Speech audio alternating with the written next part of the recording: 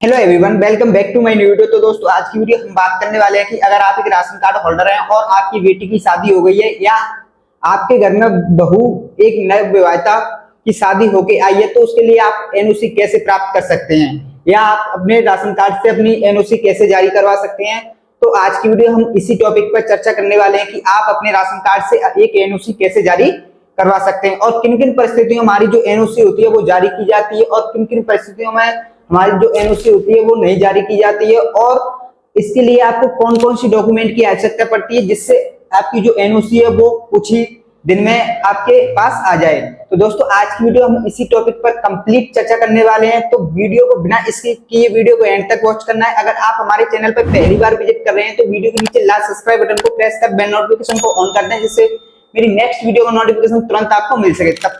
तो दोस्तों, अब बात कर लेते हैं कि जो हमारी एनओसी होती है वो किन किन परिस्थितियों में जारी की जाती है। फर्स्ट नंबर पे आता है शादी होने पर, यानी कि आपके घर या परिवार से किसी बच्ची की शादी हो जाती है या बहन बेटी की शादी हो जाती है, तो उस परिस्थिति में आपको एनओसी की जरूरत पड़ती है। यानी कि आप अपने राशन कार्ड से अगर उसका नाम हटवाना चाहते हैं और आप उठवा देते हो तो वही जो लास्ट में जो प्रमाण पत्र निकलता है उसी को एनओसी कहते हैं, यानी कि non objection certificate.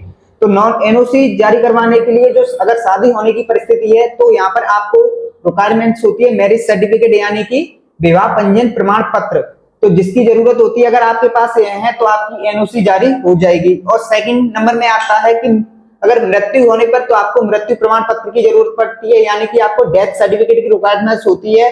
Third number पे आता है कि तलाक होने पर तो वहां पर आपको तलाक प्रमाण पत्र देना होता है एनओसी जारी करवाने के लिए। फोर्थ नंबर पे आता है कि पति का परित्याग करने पर आपको परित्याग प्रमाण पत्र की जरूरत होती है एनओसी जारी करवाने के लिए। तो आप चार परिस्थितियों में एनओसी जारी करवा सकते हैं, एक विवाह होने पर, एक मृत्यु होने पर, एक आपका है तलाक होने पर, एक है परित्याग होने पर। आप चार ही परिस्थितियों में एनओसी जारी करवा सकते हैं और उस पर्सन का अपने राशन कार्ड से नाम डिलीट करवा सकते हैं। तो अब यह बात रही कि इसके लिए जो चारों कैटेगरी हैं, तो उसके लिए एक कॉमन डॉक्यूमेंट हो गया कि आपको विवाह होने पर आपको मैरिज सर्टिफिकेट की जरूरत होती है, मृत्यु होने पर आपको डेथ सर्टिफिकेट की जरूरत होती है और तलाक होने पर तलाक प्रमाण पत्र की जरूरत होती है, परित्याग होने पर आपको परित्याग प्रमाण पत्र की जरूरत होती है।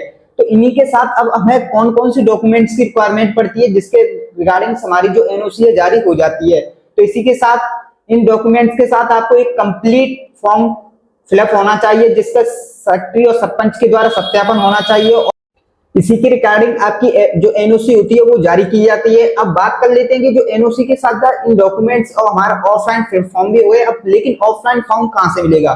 तो या तो आप अपने किसी नजदीकी साइबर कैफे पर विजिट कर सकते हैं या नजदीकी ई मित्र पर विजिट कर सकते हैं, वहां से आपको नाम डिलीट करने का फॉर्म दे दिया जाएगा। इसी के रिगार्डिंग आपकी जो एनओसी है वो जारी की जाती है।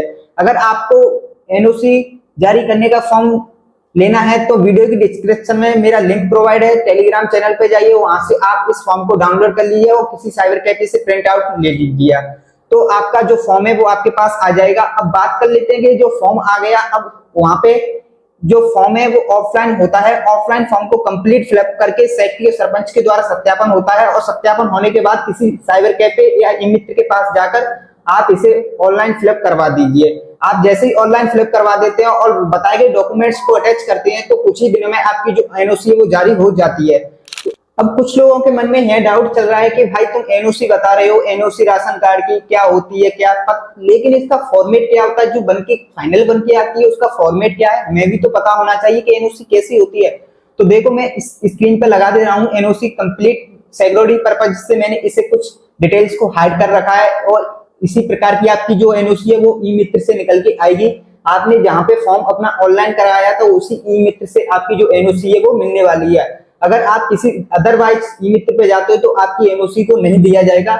उसी ई मित्र पे जाना जहां पर आपने अपना ऑनलाइन फॉर्म फिलअप कराया था, वहीं से आपकी जो एनओसी है वो निकल आती है। तो अगर एनओसी जारी करवाना है तो आप किसी नजदीकी ई मित्र पे जाइए और वहां से आप अपनी एनओसी को जारी करवाइए और आपके राशन कार्ड से सफलतापूर्वक आपका उस पर्सन का नाम डिलीट कर दिया जाएगा। अगर आपको वीडियो थोड़ी सी भी अच्छी लगी हो तो इस वीडियो को अपने फ्रेंड सर्कल को जरूर शेयर कीजिएगा। अगर आप हमारे चैनल पे पहली बार विजिट कर रहे हैं तो वीडियो के नीचे लाल सब्सक्राइब बटन को प्रेस कर बेल नोटिफिकेशन को ऑन कर दें, जिससे मेरी नेक्स्ट वीडियो का नोटिफिकेशन तुरंत आपको मिल सके।